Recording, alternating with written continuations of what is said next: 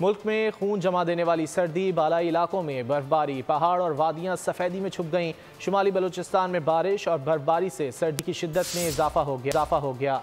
दर्जा हरारत नुक्ता इंजमात से गिर गया। ज़ियारत, कोयटा और कल्लात में पारा -2 डिग्री रिकॉर्ड किया गया।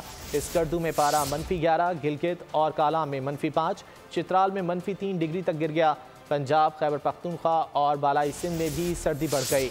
कराची को भी मगरबी हवाओं ने लपेट में ले लिया। शहर कायद में सर्दी की शिद्दत मज़ीद बढ़ जाएगी।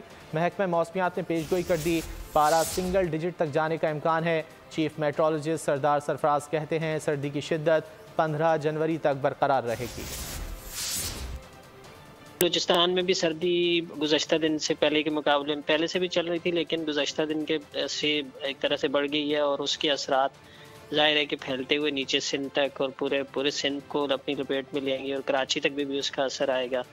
तो कराची में अभी तक तो दिन में कोई ख़ास सर्दी नहीं थी। गुज़श्ता दिन ये हुआ यानी आज के दिन और गुज़श्ता एक आध दिन में ठंडी हवाएं चली थी, लेकिन रात का टेम्परेचर अभी तक 12-13 डिग्री तक चल रहा था। तो अब इम्कान ये है कि अगले 3-4 दिन तक इसकी शिद्दत में, सर्दी की शिद्दत में इजाफा हो जाएगा, यानी 10 से 12 की रेंज में टेम्परेचर रात का रह सकता है और इसी तरह से दिन का टेम्परेचर भी 26-27 इस रेंज में।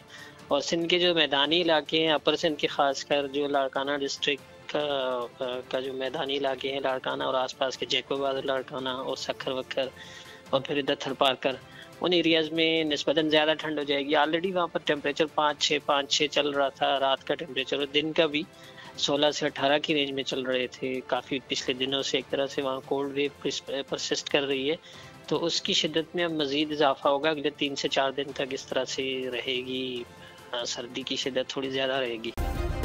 सब्सक्राइब करें और बेल दबाएं ताकि कोई खबर रह न जाए।